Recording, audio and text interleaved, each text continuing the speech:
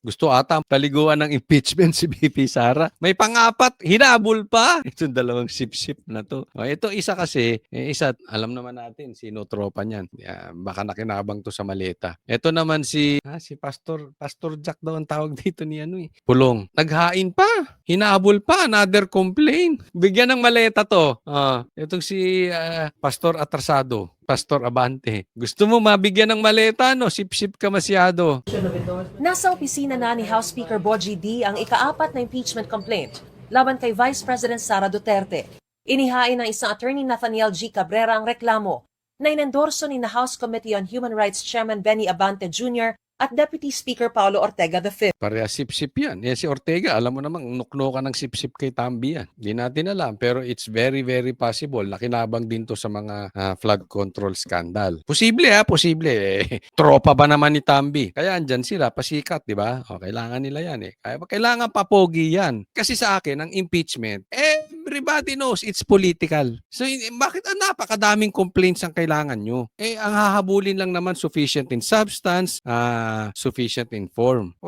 Alam naman natin, magkakakampi kayo dyan. Papasaya yan. Sigurado, papasaya. So, anong purpose nyo dyan? Para magpalapad ng papel ito doon sa hari ng bayan na si Tambi. Ito naman si Abante, alam naman natin, talo to di ba? Talo to sa eleksyon. Kaya lang nakaupo yan, pasalamat ka rin Garcia. Kaya, ang daming nakaupo, dapat magpasalamat kay Comelec Garcia, ha? Oo, thank you, Garci. Ito si Abante. Di ba? Talo yan Isipin mo, talo nakaupo. So, anong gagawin mo? Bayad utang. Total, nakaupo ka na, magpasikat ka na. Kakita ka pa, bibigyan ka pa ng maleta. Di ba? Posibleng mabigyan din to ng maleta. Pero ito si Abante, ito yung taong walang kinatandaan. Bakit? Malayo sa realidad. Una, akala niya may silbi. Yung ginagawa niya. Hindi nyo mai-impeach si VP Sara. Malabo. Binuking na kayo ni Chanco Bawat pirma, may bayad. Nabawasan na po pera ni Tambi kasi nabuking yung kanyang mga ghost projects scandal. So, siyempre, ayan ka na naman. Gusto mo na naman kumita. Hindi ako nagsabi nun. Si Chanco, lahat kayo kumita. So, parang hindi in touch sa reality to si Abante. Tapos, sasabihin pa niya, hindi niya susuportahan si Sara. Wow! Hindi mo nga ba suportahan yung sarili mo? Suportahan mo muna yung sarili mo. Talo ka nga sa distrito lang yung talo ka. Susuportahan mo pa yung tatakbong pagka-presidente, national election, buong Pilipinas. Tanga ka ba? Kaliwat kanan, distrito mo hindi ka nanalo. Suportahan mo muna yung sarili. Alam mo yung ganito yung sinasabi ko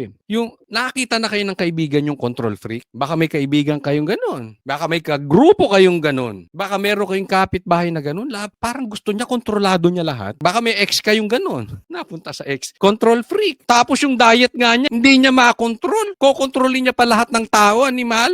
Sa isip ko lagi kung napaka-control freak nitong tao nito. Yung pagkain mo nga, hindi mo makontrol, animal ka. Diet mo nga, hindi mo makontrol. Kontrolin mo muna yung diet. Parang ganito si Abante. Yung sarili mo nga, hindi mo nasuportahan sa sarili mong distrito Susuportahan mo pa si Sara. Tanga.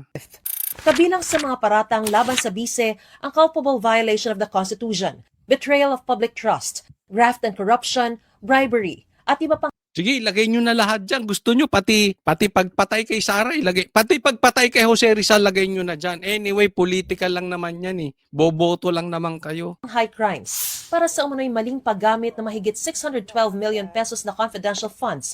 Pagbanta umano na ipapapatay si Pangulong Bongbong Marcos at iba pa, at mga yamang hindi umano idineklara ng bise sa kaniyang Statement of Assets, Liabilities and Net Worth o SALN. Kasama sa mga isinumiting ebidensyang sinumpang salaysay ng umano'y bagman niya si Ramil Madriaga. This might be the smoking gun Because Ramil Madriaga... Bida ka pa. Isang dila nga dyan. Bida ka pa. Yung complaint mo pa, ang smoking gun, Itong taon to, ang tanda na walang kinatandaan talaga. Hindi in touch with the reality. Parang ang layo niya sa realidad. Yung complaint mo pa ang bida, is quite close to the former president and the vice president. Hindi lang yan, kundi Ramil Madriaga is actually a very educated person. No? Hinihingan pa namin ng pahayag si Vice President Sara kaugnay ng bagong reklamo laban sa kanya. Pero nauna nang sinabi ng kanyang kampo na sasagutin nila ang mga ito sa angkop na constitutional process.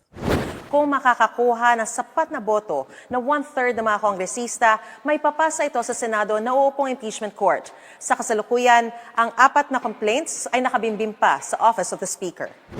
May 10 session days ang opisina ni Speaker D para isama ang mga reklamo sa Order of Business ng plenaryo sa refer sa House Committee on Justice.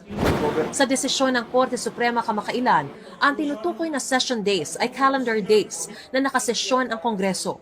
Pero sa internal rules ng Kamara, pwedeng ilang araw ang isang session day. Mula sa araw na sinimula nito hanggang sa kung kailan mag-adjourn. Kaya para sa ilang legal expert, may tuturing na judicial overreach ang naging desisyon ng Korte. When the court defines the granular nature of a working day for a co-equal branch, Alam mo pinag-uusapan nila dito? Yung araw ng session days. So sa madaling salita, ano ba ang session days? Yun lang. At hindi sila sang-ayon sa Supreme Court. O di kayo na, buwagin na kaya natin yung Supreme Court. Ayaw nyo rin namang paniwalaan. Si Tito Soto ayaw din sundin, ayaw paniwalaan. Ano bang purpose nun? Tanggalin na natin. Dapat nga tanggalin na eleksyon. Si Garcia lang naman ang bida eh. I believe it ceases to be a judge and begins to act as a manager. Palakpakan naman dyan. It is no longer the least dangerous branch. It has become an administrative overseer. For them to make guidelines on the procedure for impeachment is, I think, beyond the scope of their powers. Namamaos ka na, Brad. Sir,